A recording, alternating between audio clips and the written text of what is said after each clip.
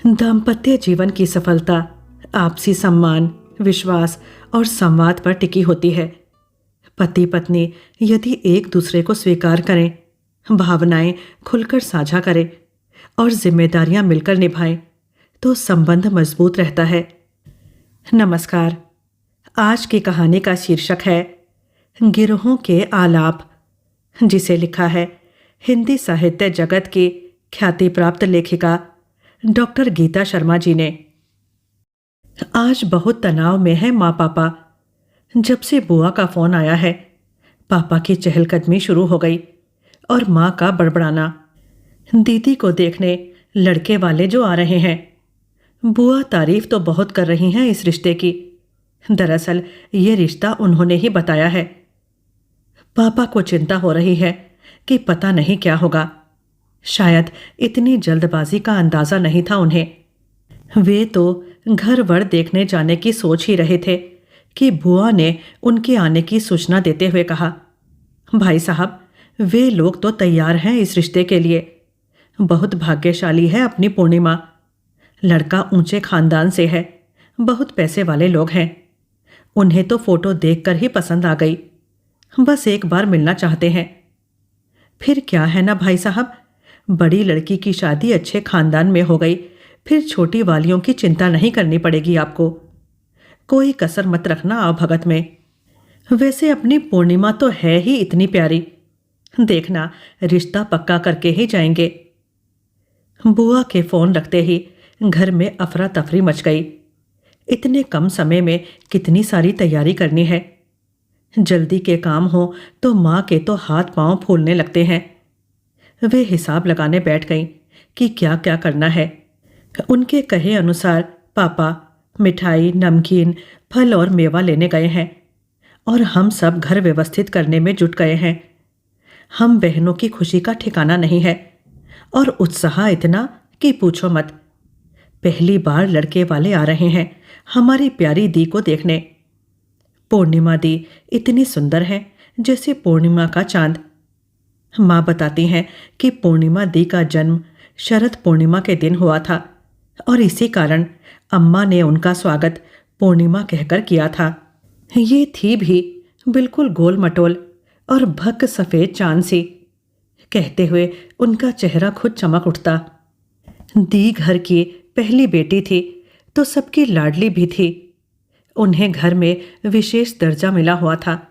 हम छोटी बहनें तो उस प्यार के लिए तरसते रहते, पर अम्मा को तो उनके बाद एक के बाद एक करके 5 और बेटियों के जन्मने का दुख सालता रहा, क्योंकि वे तो हर बार पोते की बाट जोहती थी और हर बार लड़की हो जाती। लड़की का जन्म मानो उनके पोते का मुंह देखने की अदम्य इच्छा पर वज्रपात होने जैसा था। पर पूर्णिमा दी की बात ही अलग थी। दी थी भी विशेष, देखने सुनने में सुंदर और व्यवहार में भी शालीन। जो देखता वही उनके आकर्षक व्यक्तित्व से प्रभावित हुए बिना नहीं रहता। उनके धीर गंभीर स्वभाव की छाप उनकी हर गतिविधि में दिखती थी। पढ़ाई में भी हमेशा अव्वल रहती। जब भी उनका रिजल्ट आता, पापा भी बहुत गर्व महसूस करते। उनकी लाडली चांद जो थी वो, पापा उन्हें इसी नाम से पुकारते थे। हालांकि वो कभी उन्हें कोई ऐसा मौका ही नहीं देती कि उन्हें डांट पड़े। ना कोई जिद, ना कोई मांग। पापा की किसी बात को मना करना तो उन्होंने सीखा ही नहीं था। पापा ने जो कहा वही करती। इसलिए पापा के सारे काम दीदी ही किया करती थीं। हमें भी जब कोई बात पापा से मनवानी होती तो उन्हीं से सिफारिश करवाते थे। हम लोग तो पापा के गुस्से से डरते भी थे। घर में एक अनकहा भय व्याप्त रहता, जैसे पहाड़ी इलाकों में बर्फबारी से मैदानी इलाकों में शीतलहर दौड़ जाती है। ठीक वैसे ही पापा के ऑफिस में बिगड़े मूड का असर घर पर पड़ता था। जब तब पापा बात बात में अपना गुस्सा, अपनी खींच निकालते। हम सब डरे सहमे से अपनी बेबसी की ओट में छिप जाते और फिर बेचारी माँ ही हर बार उनका कोप भाजन बनती। मुझे रिश्वत देने की हिम्मत कैसे हुई उसकी। बोल रहा था कि रख लीजिए सर, 5 बेटियां हैं आपकी। अरे, कन्यादान का सगुन समझकर रख लीजिए। हिम्मत देखो उसकी, मेरी बेटियों के कन्यादान करेगा। अरे, काली कमाई का काला धब्बा लगाऊंगा अपनी बेटियों के भविष्य पर। पापा की आवाज सुनकर जिसे जहां जगह मिलती वहां छुप जाता। माँ कभी कुछ कहती तो अम्मा हमेशा पापा का पक्ष लेते हुए कहती, लड़कियों के बोझ से दबा है बेचारा, एक ही कमाने वाला और इतने सारे लोग खाने वाले, इसलिए चिढ़ जाता है। पर दूध के उफान सा तो है मेरे हरीश का गुस्सा, इसके बाप के आगे तो कुछ नहीं। वे तो जो चीज हाथ में होती वही फेंक कर मार देते थे। मेरे माथे का जो निशान है ये उन्हीं की देन है। गरम दूध का भरा गिलास दे मारा था। अम्मा अक्सर दादाजी के गुस्से के किस्से सुनाती रहती। तुम्हारी माँ तो थर थर कांपती थी उनके आगे। इकलौती संतान थी ना, सो नाजों पली थी तुम्हारी माँ। तुम्हारे नाना जी आते थे डरे सहमे से तो घंटों बिठाए रखते तुम्हारे दादाजी। जब उठकर जाने को होते तो धीरे से बोलते। एक बार बिटिया को देख लेते तो उसकी माँ को शांति मिल जाती हरीश बाबू। उसकी माँ को क्या बताऊंगा कि बिटिया कैसी है। पर किसी की क्या मजाल जो तुम्हारे दादाजी से पूछे बिना हाँ करते। कई बार तो बेचारे बिना मिले लौट जाते। पूछ लो अपनी माँ से कितनी डरती थी। सच में माँ के मन से अभी तक दहशत नहीं गई है। जब भी कोई काम बिगड़ जाता या देर हो जाती तो वे पापा की डांट से बचने के लिए भगवान का नाम लेकर अपने पल्लू में गिरह लगा लेती। नानी का दिया और माँ का आजमाया हुआ नुस्खा था ये। सच में उस दिन पापा की डांट से बच जाते थे सब लोग और माँ भगवान को धन्यवाद देती हुई अपने पल्लू की गिरह खोल देती। पर जब कभी ये फेल हो जाता तो उनके पल्लू पर चिपकी रहती गिरह भी और पापा की डांट भी। अमूमन पल्लू में 2-3 से ज्यादा गिरह नहीं होती थी, क्योंकि अब पापा जल्दी ही सहज सामान्य भी हो जाते थे। पहले के मुकाबले हम लोगों पर यानी अपनी बेटियों पर उनके गुस्से का ज्वार छठे छमा से ही उफनता है। तभी तो बुआ कहती हैं, भाई साहब बहुत बदल गए हैं, अब बहुत छूट दे रखी है अपनी बेटियों को। हम पर तो बिना बात गुर्राते ही रहते थे। यहाँ क्यों खड़ी है, ये क्या पहन लिया। उनकी आंखों से ही डर जाते थे हम तो। अब तो किस्सा हो गई वह सब बातें। तभी पापा की आवाज आई, रमा, लड़के वाले आ भी रहे हैं या नहीं। पर बुआ भी जानती है कि आज पापा को गुस्सा क्यों आ रहा है। लड़के वाले तय समय से काफी लेट हो गए हैं और जब पहुंचे भी तो बिना लड़के के। दिखाने को लड़के का फोटो लाए हैं। और कोई दिन होता तो फट पड़ते, पर आज पापा अपना गुस्सा दबाए बैठे हैं और मां डरी हुई अपने पल्लू से गिरह पर गिरह बांधे जा रही है। उन दोनों के चेहरे की भाव भंगिमा उनकी चुगली कर रही है। लड़के की मां जेवर से लकदक एक अलग ही दंभ रौब में एटीट्यूड में थी और उनकी बातों में अपने ऊंचे खानदान की ठसक है। जब से आई हैं तब से ही अपने खानदान के कसीदे काट रही हैं। हालांकि लड़के के पिता अपेक्षाकृत शांत और शालीन लग रहे हैं। आप बेटे को भी साथ ले आते तो अच्छा रहता, पापा ने कुछ झिझकते हुए कहा। अरे, वो इतना अधिक व्यस्त रहता है कि पूछो मत। फिर आपके घर की ये सीढ़ियां। उसने कहा कि आप लोग निर्णय ले ले, उसे मंजूर होगा। वैसे भी मुझसे पूछे बगैर कोई काम नहीं करता है शशांक। उसके आने की कोई जरूरत नहीं है।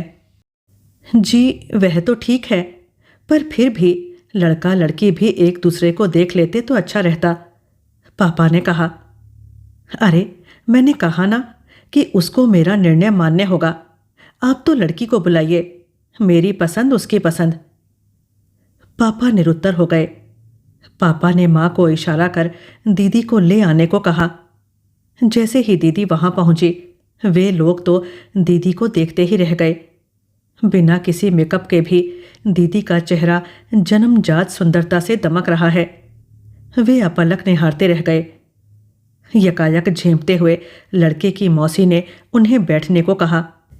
इधर उधर की बातें होती रहीं और फिर वे लोग आज ही रिश्ता तय करने का दबाव बनाने लगे। पापा असमंजस में हैं, बिना लड़का देखे कैसे रिश्ता तय कर सकते हैं। उन्होंने कमरे में आकर पूछा कि क्या किया जाए। शायद अपने मन की बात दी के मुंह से सुनना चाहते हैं। इन लोगों को मना भी कैसे किया जाए। बुआ और दादी तो इसी पक्ष में हैं कि संबंध तय हो जाए तो कम से कम एक लड़की से तो निपट लेंगे। पापा लड़के को बिना देखे तय करने के पक्ष में नहीं थे, पर ना जाने क्यों उन लोगों के दबाव में आकर इस प्रस्ताव पर राजी हो गए। वे लोग तो पूरी तैयारी से आए थे और पापा की अनमनी सी हाँ करते ही उन्होंने ड्राइवर को गाड़ी से फल, मिठाइयाँ और सामान लेकर आने का आदेश दिया। उनके लाए सामान से पूरा कमरा भर गया और दीदी की गोद भी। हम सब बहुत खुश थे, पर दीदी के चेहरे पर जो खुशी होनी चाहिए थी वह नदारत थी। सुबह उठकर उन्होंने माँ से कहा कि वो तो नौकरी करना चाहती हैं ताकि पापा को कुछ मदद कर सकें। आखिरकार एमएससी में यूनिवर्सिटी टॉपर रही हैं और उन्हें कॉलेज में पढ़ाने का प्रस्ताव भी तो है। लेकिन माँ जानती हैं कि पापा उनकी शादी करने के पक्ष में हैं। वे जितनी जल्दी हो लड़कियों को उसके घर विदा कर देना चाहते हैं। उन्हें 5 लड़कियां जो बिहानी हैं। दीदी का लटका चेहरा देखा तो उन्हें लगा कि इस उदासी की वजह लड़के की विकलांगता है। वे बोले, चांद तू चिंता मत कर, मैं मिल आऊंगा लड़के से पहले। तू हाँ करेगी तभी शादी होगी। हालांकि बुआ लड़के के बारे में पहले ही बता चुकी थी। भले ही अच्छा घर बार हो, पर बिना देखे थोड़े ही रिश्ता कर देंगे। वे शादी से पहले खुद मिलना चाहते हैं। जब खुद लड़का देखकर लौटे तो लटके चेहरे से और बुझे मन से दीदी से बोले, तो कहे तो मना कर दो उन्हें। घर परिवार तो अच्छा है, पर लड़का काबिल तो है। पर उन्हें रोकते हुए दीदी ने कहा, पापा मुझे कोई एतराज़ नहीं है, अगर शादी के बाद ऐसा हो जाता तो। दीदी के इस फैसले से दादी और बुआ खुश थीं, लेकिन माँ पापा से नाराज़ थी। अरे जोड़ी भी तो देखनी चाहिए ना, कितनी सुंदर है अपनी पूर्णिमा। लोग देखेंगे तो क्या कहेंगे। इतनी भारी पड़ रही थी लड़की कि लंगड़े को ब्याह दी। पर पापा के आगे ज़्यादा बोल नहीं पाई, क्योंकि वे भी जानती थी कि और भी लड़कियां शादी की दहलीज पर खड़ी हैं। एक से निपटे तो दूसरी तैयार है। और फिर वो अपने मन को मना शादी की तैयारी में जुट गई। शादी के दिन रिश्तेदारों में खुसुर पुसुर शुरू हो गई, पर दीदी की ससुराल का रुतबा देखकर सब आश्चर्य में थे। चलो एक लड़की तो अच्छे घर में दे दी हरीश बाबू ने, पर जोड़ी तो बेमेल है, चाहे जो हो। पैसे के बल पर इतनी सुंदर लड़की मिल गई, नहीं तो कौन माँ बाप तैयार होते। पूर्णिमा कैसे तैयार हो गई ये सोचो। इतनी सुंदर और पढ़ी लिखी लड़की है। अरे अपनी बहनों की सोचकर ही राजी हुई होगी। जितने मुंह उतनी बातें, पर दीदी को अपने निर्णय पर कोई मलाल नहीं था और उन्होंने अपने पूरे मन से जीजाजी को स्वीकारा था। दीदी की शादी के बाद पापा का बोझ कुछ कम होना चाहिए था, पर हुआ उल्टा। जैसे उनके सीने पर एक शिला रखती हो किसी ने। आत्मग्लानि की भावना आने लगी थी। उनका मन उन्हें कचोटता कि अपनी जान सी बेटी के साथ अन्याय तो नहीं कर दिया उन्होंने। माँ समझाती, इसमें आप अपने को क्यों दोष देते हैं, बाकी सब तो अच्छा है। और शरीर की सुंदरता का क्या, आज है कल नहीं। देखना खुश रहेगी पूर्णिमा। दोनों ही मन एक ही आस लगाए बैठे थे कि बस ससुराल वालों का प्यार इस कमी की भरपाई कर दे और उनकी बेटी सुखी जीवन में रच बस जाए।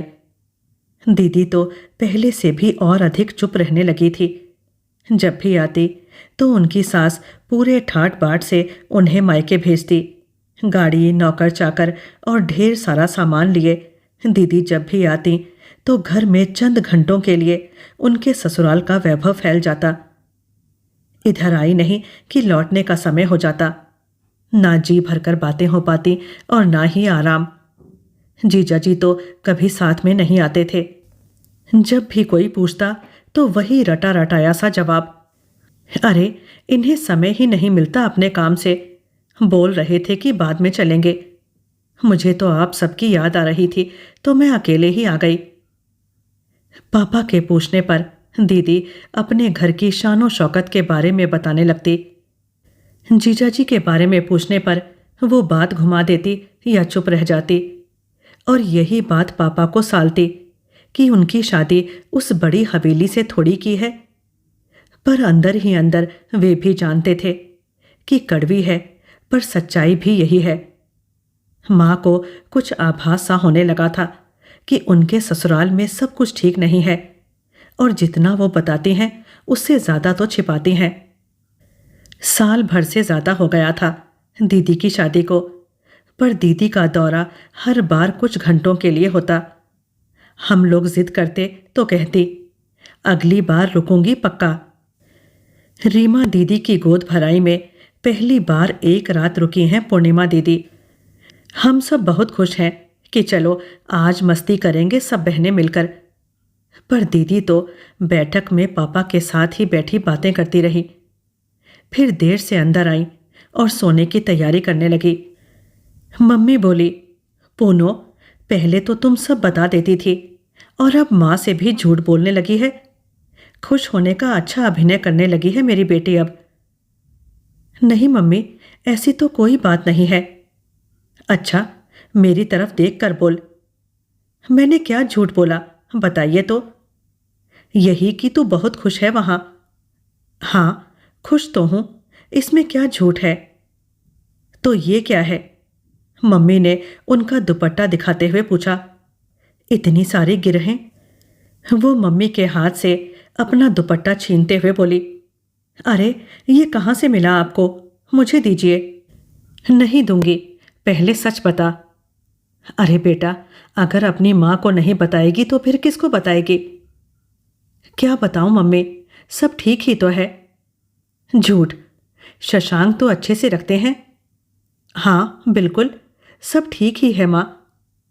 कोई बात तो है जो मेरे चांद का चेहरा ग्रहण के चांद सा पीला और मलिन पड़ रहा है।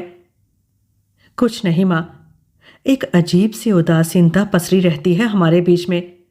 पता नहीं क्यों शशांक को मुझ पर भरोसा ही नहीं है। मतलब क्या उनका व्यवहार ठीक नहीं है? पता नहीं माँ, कभी तो बहुत अच्छा रहता है और कभी बिना बात के ही चिढ़ने लगते हैं। क्या समझूं इसे? कहते ही उनकी आंखों से आंसू ढुलकने लगे। इतना शक करते हैं, अक्सर बोलते हैं कि तुम इतनी सुंदर हो, तुम्हारे पीछे तो बहुत से लड़के होंगे, फिर तुमने मुझसे शादी कैसे कर ली? जरूर कोई चक्कर होगा। या बात बेबात बस ताने मारना, कभी पापा को उल्टा सीधा कहना, कभी अपनी लाचारी को। कहते कहते चुप हो गई। और तुम्हारी सास, वो कुछ नहीं कहती? मम्मा की तो पूछो ही मत। सच कहूं तो मुझे लगता है कि ये सब उन्हीं की देन है। विदा के बाद जब घर पहुंची तो हर कोई मेरी तारीफ करते हुए कह रहा था, अरे कहाँ से खजाना लूट लाई बहन जी, बहुत सुंदर है आपकी बहू, बहुत संस्कारी है, नहीं तो आजकल की लड़कियां तो सब देखती हैं, और इस बेचारी ने तो। सच में बहुत भाग्यशाली हैं आप। तो वे पलटकर बोलती, तारीफ तो तब है जब गुण भी सुंदर हो। मेरा शशांक भी कोई कम है क्या? शरीर का क्या है, किसी में भी कोई कमी हो सकती है। फिर ये भी तो सोचो कितना कमाता है, कितना काबिल है मेरा बेटा। हमें अच्छी लड़की चाहिए थी और इसके घर वालों को अच्छा घर, तो हो गई शादी। कोई एहसान थोड़े किया है इसने। रिश्तेदारों के जाने के बाद उन्होंने शशांक को एक तरफ बुलाकर कहा, देख शशांक, अब सब तेरे हाथ में है बेटा, ज्यादा सिर मत चढ़ाना। एक तो छोटे घर से है और दूसरे रूप रंग में भी अच्छी। पंख कतर देना, नहीं तो उड़ने लगेगी। अब आप ही बताइए मम्मी, ऐसे में रिश्ते की सुखद शुरुआत कैसे हो सकती है भला? इन्होंने तो जैसे अपनी मॉम की बात को पहला और आखिरी सत्य मान लिया है। मन में गांठ बांध ली हो जैसे। कोई मौका नहीं चूकते मुझे अपमानित करने का। अगर तैयार होती हूं तो पूछेंगे किसके लिए तैयार हो रही हूं, और अगर ना हो तो बोलेंगे कि हाँ, मेरे लिए क्यों सजोगी तुम, तुम्हारे जैसा सुंदर नहीं हूं। अरे, तुम्हें तो शर्म आती होगी मेरे साथ चलने में। किसी से बात करूं तो मुंह फुला लेते हैं, और चुप रहूं तो बेमेल विवाह का ताना मारते हैं। मॉम को तो अपनी समाज सेवा और पार्टी से ही फुर्सत नहीं मिलती। आए दिन घर पर कोई ना कोई पार्टी होती रहती है। बस सज धज कर बैठ जाओ। आपको तो पता है मम्मी, मुझे ये सब पसंद ही नहीं है, पर उनके लिए तो प्रतिष्ठा का प्रश्न है ना। तो मन ना होते हुए भी जेवर लाद कर सजी धजी गुड़िया की तरह बैठ जाती हूँ। नहीं तो आरोपों की बौछार, शशांक से शिकायत, और फिर हमारे घर को गाली, तोहमतें और हजारों लांछन। अरे, तुम ही आए थे ना रिश्ता लेकर। अगर हमारा परिवार आपके लायक नहीं था तो क्यों की शादी। इस बात का कोई जवाब नहीं होता उनके पास। माँ, मुझे तो समझ नहीं आ रहा कि कब तक चलेगा ऐसे। कभी लगता है कि मेरी सुंदरता ही मेरी सबसे बड़ी दुश्मन है, जब कोई कद्र करने वाला ही नहीं है। शुष्कता और रिक्तता से भरी हुई ये जिंदगी अब असहनीय होती जा रही है। मन करता है कि छोड़कर चली आऊं उनके सोने की लंका, पर अपनी बहनों की सोचकर रुक जाती हूं। मेरा तो जो होना था सो हो गया, पर मेरी वजह से मेरी बहनों का जीवन खराब ना हो जाए। तो बस हर पार्टी पर गांठ बांध लेती हूं, पर यह गांठ भी मुझे डांट से नहीं बचा पाती मम्मी। दीदी रूंधे गले से बोलती जा रही थी। अब तो मानो उनके सब्र का बांध टूट गया। वो मम्मी से लिपट गईं। तन की विकलांगता तो दिख जाती है, पर मन की विकलांगता का क्या मम्मी, ये तो दिखती भी नहीं है। और जो अपनी कमी की आड़ लेकर बदमिजाजी ओढ़ लेते हैं, मम्मी, पता नहीं मेरी ये गांठें कब खुलेंगी। माँ भी रो रही थी, पर उन्हें ढांढस बंधाते हुए बोली, तुम्हें धैर्य से काम लेना होगा बिटिया। मैं ये तो नहीं कह रही कि यह सब सहती जाओ। यह तुम्हारा घर है, जब चाहे यहाँ आ सकती हो, पर तुम्हें शशांक को समझाना होगा और अपने इस रिश्ते को कुछ समय और देना होगा। शायद बचपन से बनी ग्रंथि इतनी जल्दी नहीं टूटेगी, पर हाँ, कोशिश तो करनी होगी। तुम्हें उनका विश्वास जीतना होगा। बस, हो सकता है इसके लिए तुम्हें बहुत प्रयास करने पड़े, पर मुझे उम्मीद है कि तुम अपने व्यवहार से ये कर लोगी बेटा। तुम्हें याद है ना वह कविता जो तुमने लिखी थी, विश्वास की जमी पर अपनत्व की नमी पा, पनपता है प्यार धीरे धीरे, सह अस्तित्व की स्वीकार्यता लिए हुए खिलते हैं पुष्प मकरंद से भरे हुए। बिखर जाती है सुगंध यहाँ वहाँ हर जगह। नफरत का क्या है, नाक फनी सी उगाती है शुष्क रेगिस्तान में, बिना किसी देखभाल के कांटों से भरी हुई, करती है बस हृदय विदीर्ण, तेरा भी और मेरा भी। अरे, प्रेम का बीज तो चट्टान तोड़कर भी उगाता है, फिर ये तो इंसान है, पर तब तक धैर्य रखना होता है बस। अरे, प्रेम का बीज तो चट्टान तोड़कर भी उगाता है, फिर ये तो इंसान है, पर तब तक धैर्य रखना होता है बस। कोई भी व्यक्ति यह जीवन पूर्ण नहीं होता, पर अपनी कमी को ही अपनी विशेषता मान लेता है।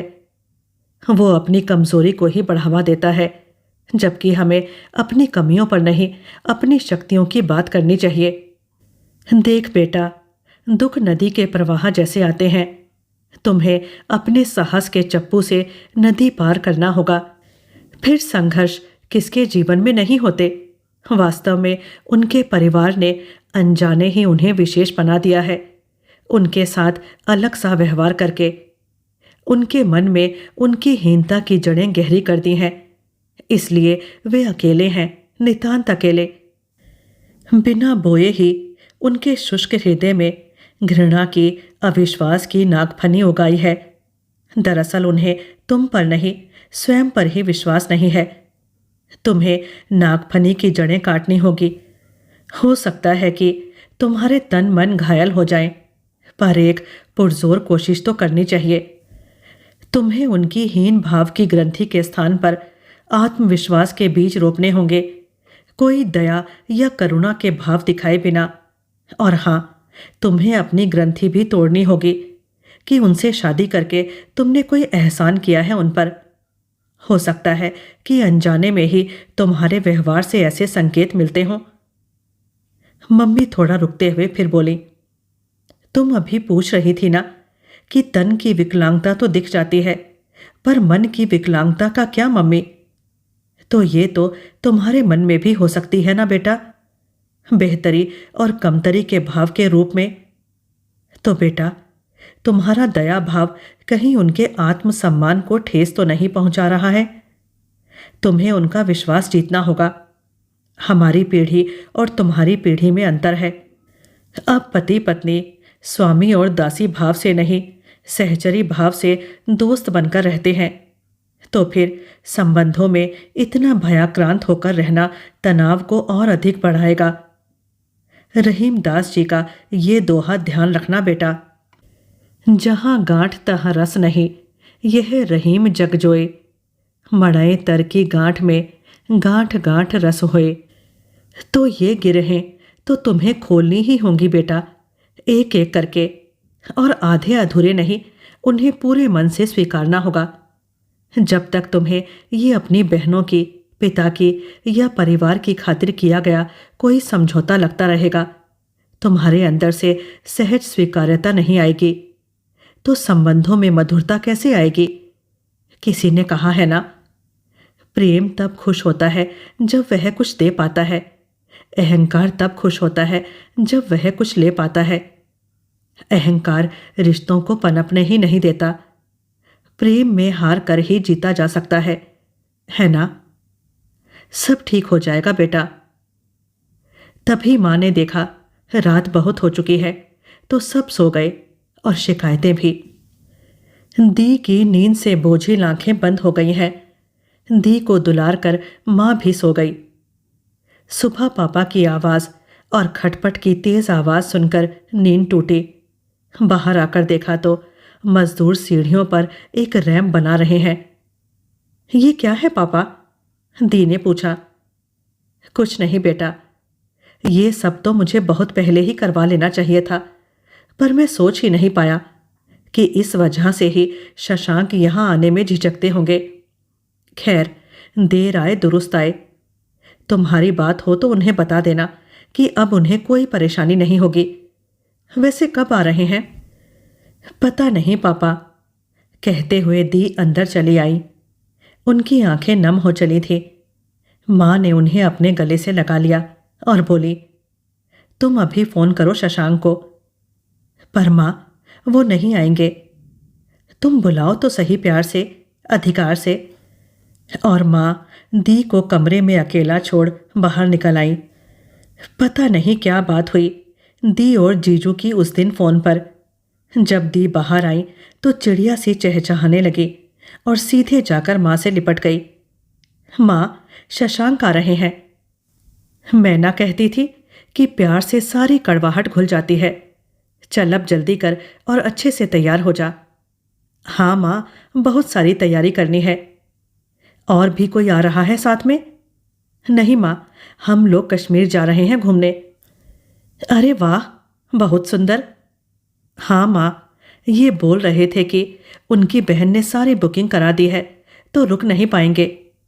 हाँ हाँ, तो ठीक है ना, जाओ। तुम लोगों को एक दूसरे को समझने का अवसर भी मिलेगा।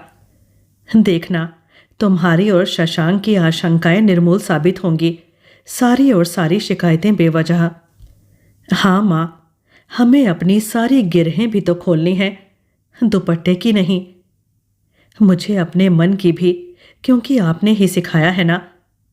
रहीमन खोजे ईख में जहाँ रसने की खानी, जहाँ गांठ तह रस नहीं, यही प्रीत में हानि। दाम्पत्य जीवन की सफलता आपसी समझदारी से ही होती है।